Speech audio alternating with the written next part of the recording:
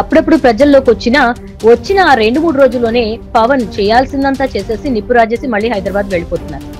3 నెలలకోసారి ప్రజల్లోకి వచ్చే ఆయన ఆ మధ్య ఈస్ట్ గోదావరికి పర్యటించి రాజోలు, రాజానగరానికి అభ్యర్థులు ప్రకటించేశారు. దీంతో రాజమండ్రి రూరల్ కూడా తమ అభ్యర్థి కందుల దుర్గేష్ కి ఇస్తారని తేల్చేశారు.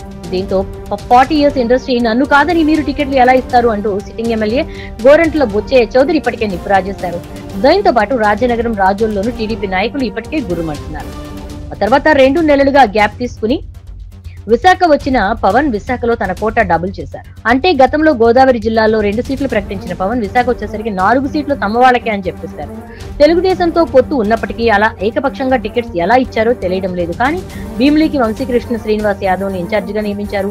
పెందుర్తి పంచకర్ల రమేష్ బాబును, గాజువాకకు సుందరపు సతీష్ కుమార్ ను, యలమంచల్ని సుందరపు విజయ్ కుమార్ కు ప్రకటించేశారు.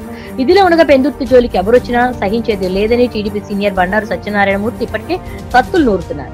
ఇప్పుడు ఏకంగా 4గురికి దాదాపు టికెట్లు ఇచ్చేస్తూ ఉంటే టీడీపీ వాళ్ళు ఊరుకుంటారా? ఇప్పటికే అక్కడ 5 ఏళ్లుగా పనిచేస్తున్న టీడీపీ క్యాడర్ సైలెంట్ గా జనసేనకు సపోర్ట్ చేస్తుందా? వాళ్ళ గెలుపు కోసం పనిచేస్తుందా? 5-6 సీట్ల దగ్గర ఇంత గొడవ జరుగుతూ ఉంటే పొత్తుల్లో ఏకంగా 30-40 సీట్లు పోతే తెలుగుదేశం నాయకులు, కార్యకర్తలు తమ నిరసన ఏ స్థాయిలో వ్యక్తం చేస్తారో తలుచుకుంటేనే భయం వేస్తోందని టీడీపీ సానుభూతి పరులు అంటున్నారు.